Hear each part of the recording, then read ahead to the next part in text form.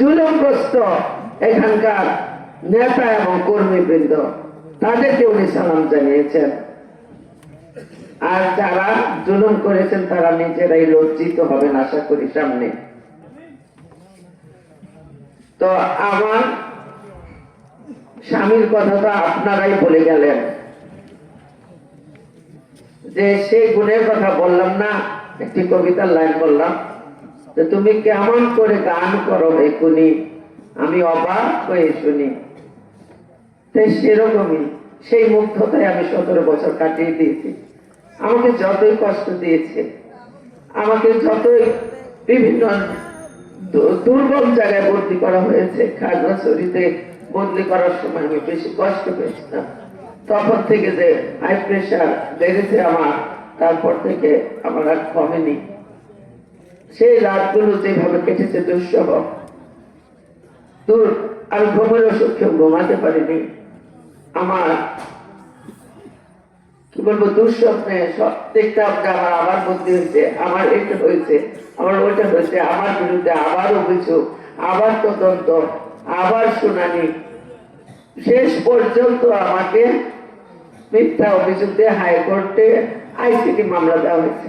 ICT মামলা দিয়েই আমি জানতাম যে যদি জামিন না নেওয়া হয়, যদি 72 ঘন্টা জেলে থাকে সরকারি কর্মকর্তা, আমি বিশেষ শিক্ষা ক্যাডারের একজন কর্মকর্তা, সারা দেশে আমি 3য় স্থান অধিকারী। তো জেলে যদি 72 ঘন্টা থাকে তবেই তাকে সাময়িক বরখাস্ত করা হয়, কিন্তু আমাকে আইসিটি মামলা দিয়েই বরখাস্ত করা হয়। গত প্রায় 4 বছর আমি কোনো বেতন ভাতা দিই বলতে গেলে পাইনি। এই অবস্থায় তো আল্লাহ চালাচ্ছেন, পাখি তো ব্যাংক ব্যালেন্স নেই, তাই না? অন্যান্য প্রাণীরও নেই, আমাকেও তো আল্লাহ চালাচ্ছেন। আপনাদের ভালোবাসা, আপনাদের দোয়া যে পরিমাণ পেয়েছে, আমি মনে করি বাংলাদেশে 300 আসনের আর কোন ক্যান্ডিডেটের স্ত্রী বা পরিবার তা পায়নি।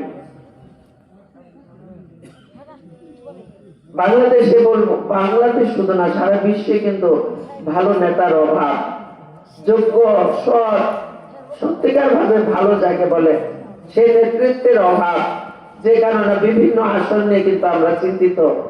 অনেকে বলেন টাঙ্গাইল 2 আসন নিয়ে চিন্তা নেই, শুধু টাঙ্গাইল 2 আসন দিয়ে তো সরকার গঠন করা যাবে না, অন্তত 151টা সিট তো লাগবে, তাই না? কিন্তু বিভিন্ন জায়গায় স্বতন্ত্র আছে, বিভিন্ন ক্ষেত্রে অনেক সময় এই বৃত্তের বাইরে যেতে পারবে না। কি মকসদে তার গুরুকে কষ্ট দেয়, সেক্ষেত্রে আর কি বলবো। যাই হোক, আমি কারো পক্ষে এখানে সাফাই গাইতে পারি না। তেমনি আমি সেই টাঙ্গাইলে যেহেতু বউ, আমি প্রায় আমার যারা রাজনৈতিক ভাবে জুনিয়র আমার স্বামীর, তাদেরকে দেবর বা ছোট ভাইয়ের মতো জানি, সবার পর্যন্ত মায়া লাগে।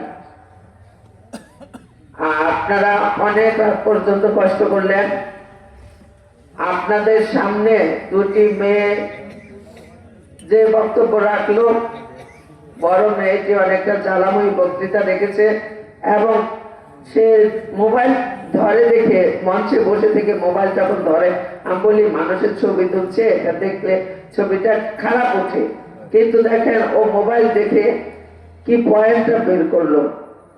আসলে আগুনের মধ্যে যার বসবাস, যে ছোটবেলা থেকে বাপের আদর থেকে বঞ্চিত, মায়ের সেবা থেকে বঞ্চিত, খেয়ে না খেয়ে যে সন্তানেরা মানুষ হয়েছে, তাদের ভেতরে আর কি থাকবে? অগ্নিগিরির ভেতর থেকে জানা যায় অংশ নিতে পারি। সারা দেশ থেকে বিভিন্ন জায়গা থেকে আপনারা গিয়েছিলেন, অনেক মানুষ এসেছিল, গাড়ি রাখার জায়গা ছিল না, কিন্তু নানা ধানাই পানাই করে স্বরাষ্ট্রমন্ত্রীর সাথে আমার বড় মেয়ে কথা বলেছে, গাজীপুরের ডিসির সাথে আমি কথা বলেছি, সে ধালাই পানাই করে 3টা পার করে দিয়ে শেষ পর্যন্ত যখন আসরের পর জানাজা করে লাশটা যখন কবরে নামাবে, তখন এক প্রহসনের ফোন আসে। সেই জেলার গুড ফর নাথিং, আমি বলবো সেই জেলাকে, সেই জেলার ফোন করে বলে, হয়তো বা তার কিছু করার ছিল না, রাগ করে তো লাভ নেই, বলে যে এখন আপনারা চাইলে কাশীপুর কারাগারে এনে আমাদেরকে দেখিয়ে দিতে পারেন, অথচ আমরা প্রায় 4.5 বছর আমরা তার সাথে দেখা করতে পারিনি। ঘন্টার পর ঘন্টা ওখানে বসিয়ে রেখেছে আমাদের, আমার স্বামীর সাথে দেখা করতে পারিনি। ঈদের মধ্যে শুনেছি ভোট করে উনি পেঁপে ভাজি দিয়ে খাবার খেয়েছেন। কোরবানির একটু মাংস আমি পৌঁছতে পারিনি। ভালো কাপড় দিয়েছি, সেগুলো উনি অন্য কয়েকদিনকে দিয়ে দিয়েছেন। নিজে সেরা কাপড় পরেছেন। এখানে আপনারা দেখতেছেন তারিফ, এই যে তারিফ ছেলেটি এখন আমাদের সাথে থাকে, সেও প্রায় 17 বছর পিলখানার ঘটনার আসামি। তার সেরা প্যান্ট দেখে তাকে শার্ট এবং প্যান্ট দিয়েছে, কিন্তু ও দেখে তার সারের গুলো কোর্টে যাচ্ছে, তার কোর্টে তার কলার সেরা। ইনি এরকমই একজন মানুষ। বুঝায় তাকে জামিনে বের করার জন্য উনি কিছুতেই রাজি হন না। সেই ইউসুফ আলাইহিস সালামের মতো তিনি বলেন, আমি যে কাজ করিনি সে কাজের জন্য কেন আমি জামিন দেব?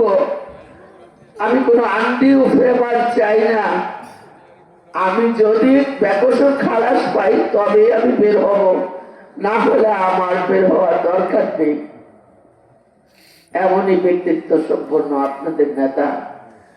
তাহলে এরকম নেতাকে রিমান্ডে নিয়ে কেমন করে কষ্ট দিয়েছে, তার নখ উপড়ে ফেলা হয়েছে, তাও তিনি কিন্তু মুখ ফুটে বলেননি, কাউকে বলেননি। আমি শুধু নখ কাটতে গিয়ে দেখি এই নখটা তো এমন ছিল না, পায়ের পুরো আঙ্গুলে নখ এরকম হয়েছে কেন বলে তুলে ফেলেছে। উনি কিন্তু অভিনয় জানেন না, উনি কথার চেয়ে কাজে বিশ্বাসী। উনি যদি কিনা মিথ্যা কথা, সাজানো গোছানো কথা ওইভাবে বলতে পারতো, আপনারা এত ভালোবাসতেন না তাকে।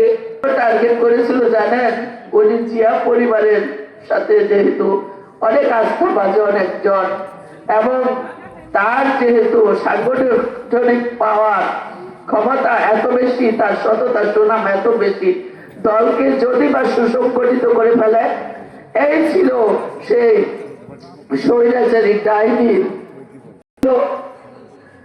যে যেহেতু তোমার বিরুদ্ধে কোন দুর্নীতির মামলা নেই, তুমি কাগজে স্বাক্ষর দাও যে তারেক রহমান এই ঘটনা ঘটিয়েছে, তাহলে তোমাকে তোমার স্ত্রীকে এমবেসিতে বড় অফিসার করে তোমার সন্তানদের সহ অনেক টাকা পয়সা দিয়ে বাইরে পাঠিয়ে দেবো, সারা জীবন আর চিন্তা করা লাগবে না।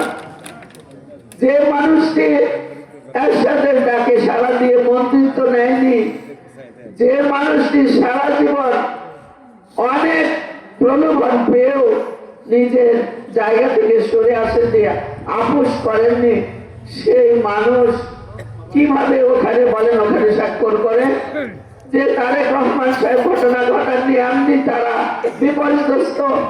তার মাকে এক কাপড়ে 40 বছরের সংসার থেকে ঘর থেকে এক কাপড় বের করে দেয় অপমানজনক ভাবে। যে তারেক রহমান সাহেবের ওই ভিডিও অবশ্যই দেখেছেন, তাকে ঝুলিয়ে হাত বেঁধে মেরেছে। সেরকম সেই সব কাহিনী তো ভুলে যায়নি, আমরা ভুলতে পারিনি। আমার মেয়ে সুন্দর করে